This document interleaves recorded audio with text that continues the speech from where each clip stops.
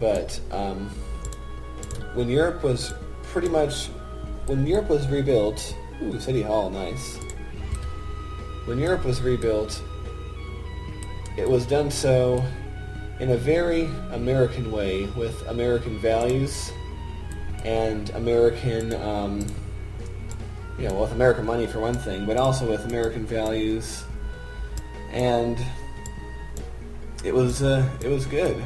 It really worked out, and the Europe of today that we see is a direct consequence of American involvement. So basically, anyone who says they love Europe so much and they hate America, America is so backwards compared to Europe and so shady, they are really giving us the most backward compliment that they could give us, because they have rebuilt on an American system. They've basically become America the sequel over there in Europe, and we've become conservative just because we haven't been challenged in such a long time. We're so used to being on top that we kind of figure, why should we need to change? Why should we need to innovate anymore? And I think it's a real tragedy, because things are stuck in a mold, and I think we got to break out of that mold. We become so complacent. We're 2 full generations removed from the last time we had to seriously struggle. I mean, think about it. My grandparents' generation grew up during the Great Depression and World War II. They knew what it was to not have a lot, to go through hard times. My parents' generation, the baby boomers, if they didn't grow up in it, they at least grew up with parents that had been through there, so they were sort of taught to appreciate what they had, But my generation was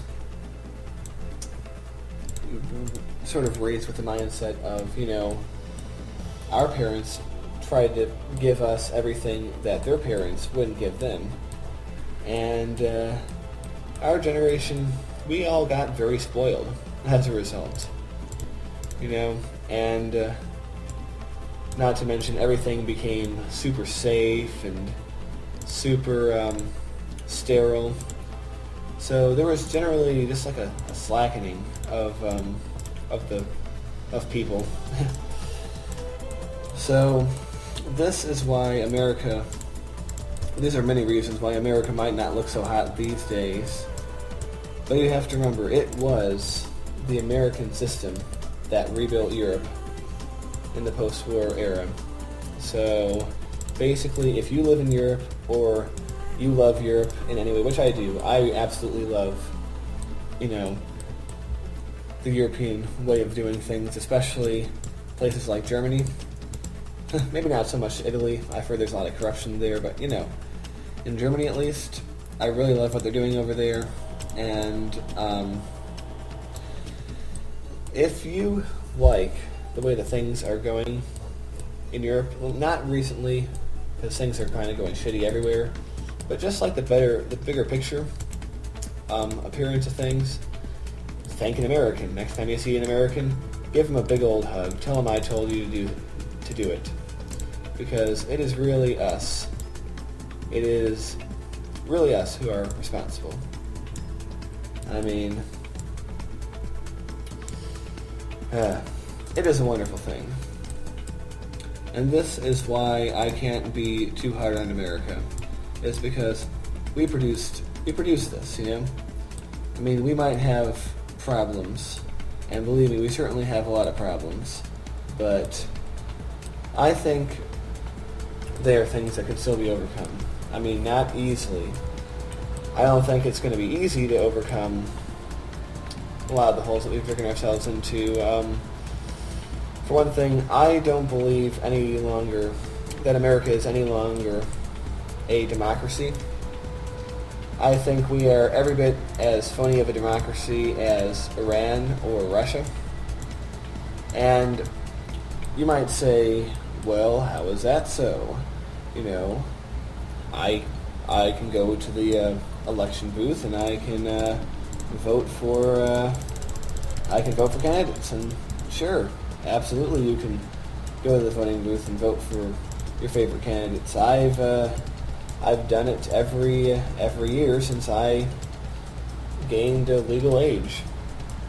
But the thing is, you know, you have to think, who exactly is placing these candidates for us on these ballot boxes, and what do they, and what were the means in which they got placement on the ballot? I mean, ballot access is a more important issue than the ability to vote. It's, than voting rights itself. I mean, it's a tragedy when a person's denied a vote, but when you're denied, you don't really get a choice, you don't get decent people on the ballot, you're pretty much all being screwed, whether you have the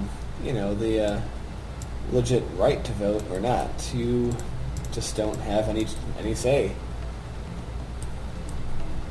It's a real shame. But, and when I say this is America, I'm not saying, oh, Europe's not like this, it's perfectly democratic. I don't believe that either. I think that to lesser or greater extents, this is also happening in most European countries. But it's not something I know as much about because, as an American, I don't pay as much attention to internal European politics as I do American politics for obvious reasons. I wouldn't expect a European to pay as much attention to American politics as European politics. But yeah, that's an issue. But even in its present state, even with all that I just said, I think America is still the best and strongest hope we have going for it, because when you think about what else is out there in the world, who else is strong, who else is big, who else has a lot of, ardent followers, well, we have Islam. We have the Islamic way of thinking and doing things, which over 1 billion people in one way or another ascribe to. And let me tell you, if you really like the Dark Ages and you really want to go back there, please, by all means, embrace the Islamic way of thinking. They will be very happy to send you right back into the Stone Ages. And one thing I've learned, I used to think that saying things like this about Muslims was just hate-mongering and, all that stuff. But when you really look at it, it's honestly true. I mean, the Muslims, when I say the Muslims, I'm not meaning like every Muslim in the world, obviously, but they are great. They have great PR. They know us a lot better than we know them. They know how to manipulate our sentiments. And they know what we value. And they know how to make us feel like they are victims. That they are the victims of our bigotry and hate, which, to a real large extent is not true. I mean, certainly there are a lot of bigots out there who are going to hate Muslims, but by and large, it's not a major problem. There's not that many people who are that way, They just sort of, their PR machine just blows it all up. And, but really, their dream, their desire is to conquer and subjugate the rest of us, the ideas that we purport of multiculturalism, that everyone has a place, and no way of thinking is better or worse. They're just different. These ways of thinking are unique to the Western system, and if we don't preserve them, they are going to go away. So that is why we need to fight these Islamists wherever they appear. We need to fight them militarily. We need to fight them in the media, culturally. We just need to make sure that these ideas don't take hold. But I think I'm not really too worried about them, despite all that I just said, which might sound funny. But people can pretty obviously see how hateful they are and how much their thinking and how much their way of thought has left them impoverished, Not just impoverished physically, but just like culturally, so regressive. Like, it's miserable. It's miserable what they've turned themselves into. And I think that they are their own best counter-argument for their way of life. So, but the other way of thinking out there is the Chinese system. The Chinese are very strong, and they're getting stronger by the day. And China's not a third world country with a third world mentality. It is a very assertive, strong, go-getter kind of philosophy, very similar to what we used to have, but without the focus on individualism. Just like I said that America is way too far towards individualism, China is way too far towards collectivism. Even in the post-Maoist era, it's just part of their culture. It's always been that way. And they are very good at just, things that in America, let's say if a big project was proposed here in America, there would be all sorts of pressure groups and various people arguing and fighting against that, and there'd be legal battles and court battles that would go on for years or even decades, and whatever great project was proposed would most likely die a long and slow death. Whereas in China, they just say, hell, let's do it. And I have to admit, sometimes that makes authoritarianism look rather attractive. And the idea that it makes authoritarianism attractive is a scary thought. I mean, we like to think that democracy is the best system in the world, and, history tells us that it is. I mean, just look at our history. But right now, democracy is kind of hurting, There aren't safeguards in democracy from tyrants taking over. There are, but, they're only as good as the will of the people to enforce them. And, unfortunately, we are not exercising those. And China, where they're just authoritarian from the get-go, they are whipping us, If we were two runners on a track, we would be still ahead of them. We got off to a really good head start. We ran really strong for a while, but we're wheezing and coughing. We're stopping to catch our breath. We're barely humble. We're barely walking along now. Whereas China, they might have stumbled a little bit in the last few years because of the, worldwide economic conditions. But overall, they're still running hard. And if we don't get our act together, they're going to catch us.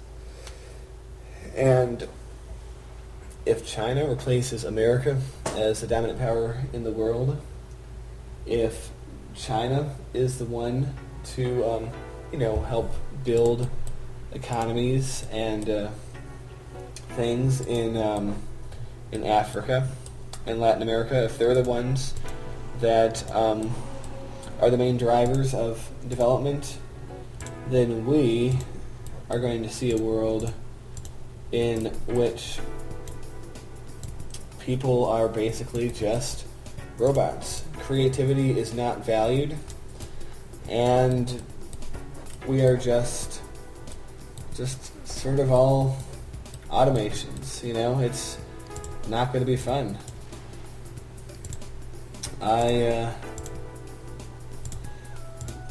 So that's why I say we really have to make sure that the Western system stays on top. It's really a life or death matter. And to bring this all back to the original point, who is the main champion of the Western system? Who is the one who is economically, culturally, and militarily guarding this idea? Yep, that's right. Good old USA. So basically, unless you want to live in a world run by China and people who think the way they do, you should support America.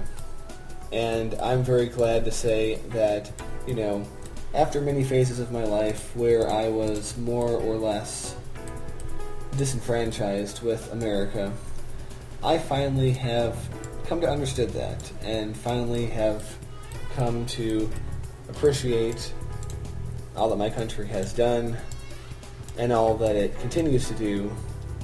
And I know that we are in very trying times right now, but I think that we still have a chance to pull it out here. I still think we can pull out a victory for our way of life, because those Chinese, they just don't know how to be creative, and that's what's killing them. And as long as we are creative and industrious, it was a combination of being creative and industrious that led to us being so strong in the first place. If we continue that, we will continue to be on top. And when we are on top, the world is better off for it.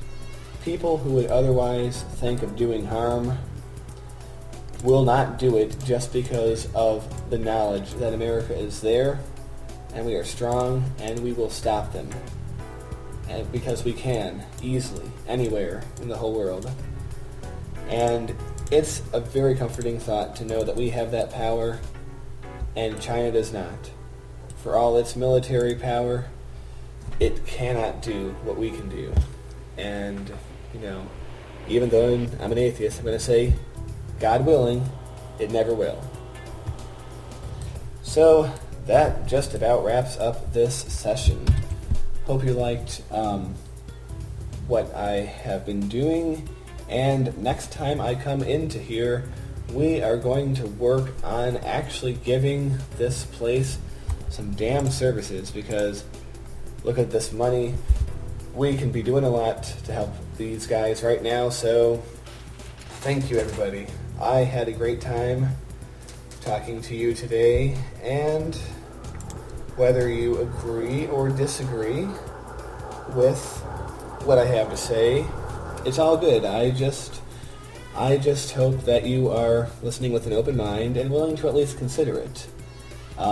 If you really want to, dispute anything I have to say, or whether you want to agree with me or anything, please feel free to make comments. I love when people make comments about what I talk about. I love the discussion. So, by all means, make a comment, and I'll see you next time.